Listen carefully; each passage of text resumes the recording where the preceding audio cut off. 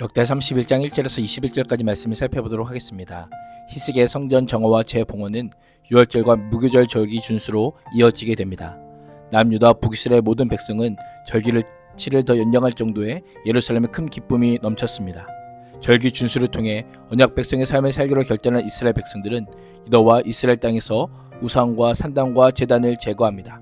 히스기야는 율법에 기록된 대로 성전 예배 직무와 재정을 정비하고 백성들도 왕의 명령과 율법에 순종하여 풍성한 11조와 헌물을 드립니다. 1절은 자발적인 개혁, 우상 제거입니다. 유다와 이스라엘 백성들은 성전에서 2주간 계속된 절기 예배를 통해 전에 느끼지 못했던 은혜와 감격과 기쁨을 누렸습니다.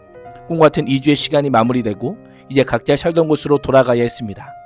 6월절 준수의 감격은 순간적인 종교적인 만족과 희열에 그치지 않고 일상에서의 구체적인 삶의 개혁으로 이어지게 됩니다.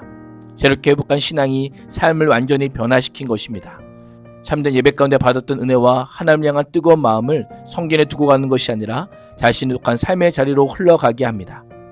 유월절과 무교절 예배에 참석했던 자들은 진정한 예배가 무엇인지를 분명히 깨닫자 그 예배가 삶의 진정한 변화를 가져오기 시작합니다. 유월절 절기를 지키기 전에는 예루살렘에서 제단과 향단을 제거했던 이들이 절기 예배를 마친 후에는 유다 여러 성읍을 돌아다니며 주상들을 깨뜨리며 아세라 목상을 찍어버립니다. 유다를 넘어 북이스라엘에서도 산당과 제단들을 하나도 남기지 않고 우상 숭배의 흔적을 모두 없앤 후에 각자 고향으로 돌아갑니다. 이를 통해 하나님께 돌아왔음을 선포할 뿐 아니라 앞으로 오직 하나님 한 분만 섬기기로 결단하고 있습니다. 히스기야 한 사람에서 시작된 영적 각성과 종교 개혁의 바람은 제사장과 레위는 물론 유다 백성과 온 이스라엘 백성에게까지 확산됩니다. 지역적으로는 예루살렘 성전으로부터 시작하여 유다와 이스라엘 각각의 성읍으로까지 퍼지게 됩니다. 진정한 예배는 예배 시간과 예배 장소만이 아니라 일상의 예배까지 계속되어야 합니다. 삶 전체를 변화시키고 개혁시키는 힘이 바로 예배에 있는 것입니다. 2절에서 10절은 성전 직무와 재정 정비입니다. 히스기야는 즉위 후 2달 만에 아하스가 폐쇄시켰던 이스라엘 예배를 정상화했습니다.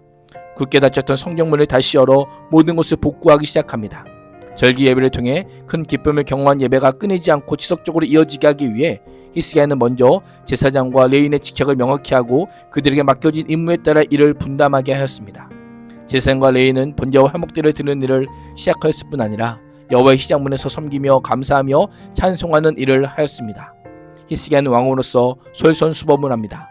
자신의 가축 재산에서 일정한 몫을 정하여 여호와의 율법에 따라 아침 저녁으로 드리는 번제에 쓸 짐승뿐 아니라 안식일과 초하루 기타 절기 번제에 쓸 짐승을 바쳤던 것입니다.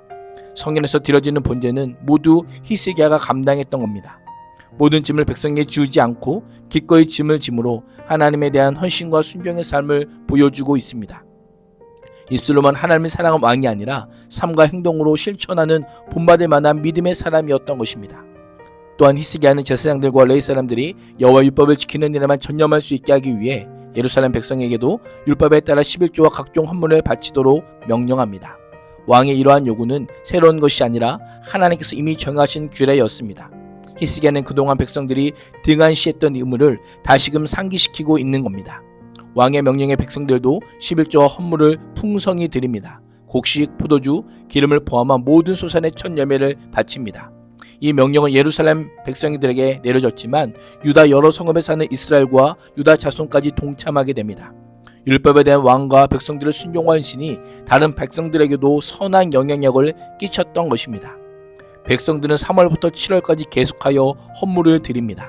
3월은 봄철 수확의 시작을 알리는 77절이 있고 7월에는 그의 수확의 끝을 알리는 수장절이 있습니다. 백성들은 농산물의 수확이 진행되는 동안 계속하여 헌물을 성전에 드렸던 것입니다. 히스기야 방백들은 쌓인 더미들을 보고 여호와를 송축하고 그의 백성 이스라엘 위에 축복합니다. 백성들의 헌신은 성전 직무자들의 필요를 채우고 남을 정도였습니다. 어떻게 이것이 가능했을까요? 하나님께서 복을 주셔서 풍년에 들게 하셨고 하나님께서 풍년을 들게 하신 그 헌물을 풍성히 드릴 수 있도록 백성들에게 은혜를 베푸셨기 때문입니다. 대제사장 아사랴는 이는 여호와께서 그의 백성에게 복을 주셨습니다 라고 합니다. 정통 제사장 가문인 사독계열의 대제사장의 등장은 율법에 따라 그 직임이 세워지고 있음 또한 우리에게 알려주고 있습니다. 11절에서 19절은 헌물 관리와 분배입니다. 백성들이 바친 예물이 제사장들과 레위 사람들이 만족하게 먹고도 많이 남자 히스기야는 예물을 저장하기로 결정합니다. 여호와의 전안의 예물과 11조와 헌물들을 보관할 방을 준비할 것을 명령합니다.